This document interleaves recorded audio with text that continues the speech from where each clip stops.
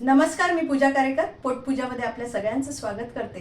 आता दिवाळी आलेली आहे आणि दिवाळीच्या निमित्तानं आज माझी मैत्रीण अश्विनी आपल्याला नारायणदास लाडू कसे बनवायचे ते दाखवणार आहे। चला तर मग बघूया।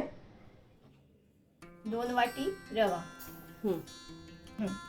तर ही दुसरी वाटी, हे झाले 2 वाटे रवा, म्हणजे हा अर्धा किलो रवा आहे। अर्धा किलो रवा आहे। 1.5 वाटी साखर, ओके। नारळ 1 वाटी, अर्धा वाटी, ह्याच हो। वाटीने अर्धी वाटी तूप, साजूक तूप, मिल्क पावडर पाव वाटी ही छोटी, बेदाणे, काजू, बदाम आणि पिस्ता तुमच्या आवडीप्रमाणे तुम्ही घेऊ शकता, आणि वेलची पावडर। ओके, आता पुढे काय करायचं ते पाहूया।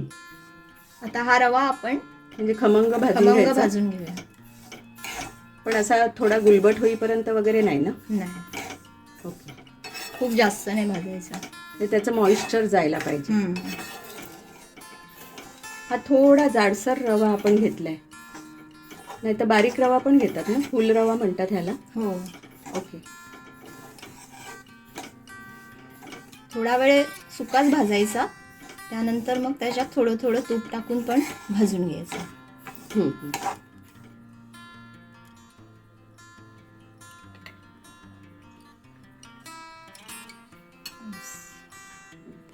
असं थोडं थोडं तूप घालून भाजून घ्यायचं। अजून 1 चमचा तूप टाकून घेऊया आणि भाजून घेऊया थोडा वेळ। 7 ते 8 मिनिटं आपण हा रवा मंद आचेवर भाजून घेणार आहोत।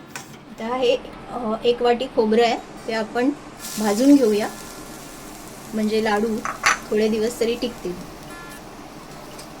हा, म्हणजे 4-1 दिवस तरी चांगले टिकतात, 4-5 दिवस राहतील। नाही तर खोबरं असल्यामुळे कोमट होऊ शकतं। भाजून घेतलं तर चांगले राहतात। हे खोबरं आपण 3 मिनिटं भाजून घेतलंय। आता आपण हे बाजूला करून ठेवूया आणि आता आपण पाक करायला घेऊया। आता ही 1.5 वाटी साखर आहे, आपण ह्याचा पाक करून घेऊया। पाणी थोडंसंच घालायचं, पाव वाटी पाणी घालायचं।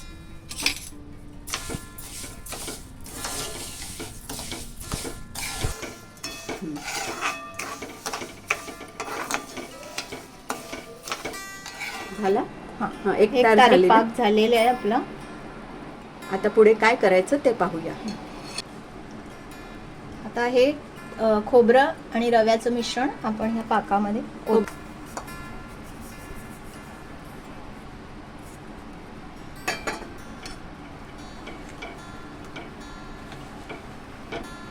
गॅस आपण बंद केलेला आहे, आणि आता आपण हे ह्याच्यामध्ये ढवळून घेऊया, एकत्र करून घेऊया आणि थोडा वेळ तसंच ठेवूया। हे मिश्रण थोडं थंड झाल्यावर मग आपण ह्याचे लाडू वळूया। रवा भाजलेला आणि खोबरं दोन्ही आपण हे एकत्र करून या पाकामध्ये टाकलं आहे, आणि आता ते एकत्र करून थोडं थंड झाल्यावर मग ह्याचे आपण लाडू वळायचे। आता ह्याच्यात वेलची पावडर आणि ह्याच्यात वेलची पावडर घालूया, ड्रायफ्रुट्स घालून घेऊया आपण, बदाम, पिस्ता आणि काजू, आणि पाव वाटी मिल्क पावडर।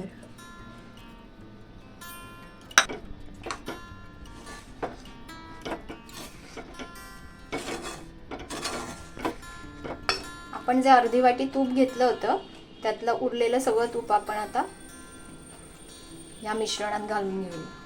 म्हणजे एकूण साधारण अर्धी वाटी तूप आपल्याला अर्धा किलोला वापरायचं।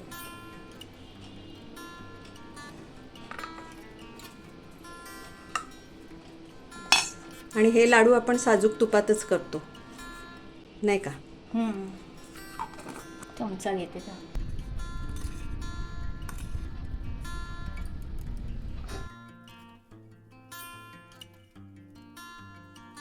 वेलची पावडर ह्याच्यामध्ये आपण पाव चमचा घालून घेऊया। आता आपण असे हे मोठे लाडू करून घेऊया।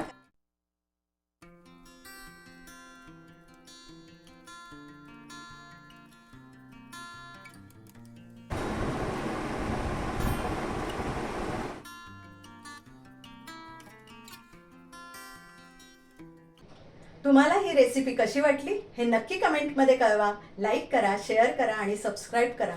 आणि हो, मस्त खाण्याची घ्यायची असेल मजा तर बघत राहा पोटपूजा.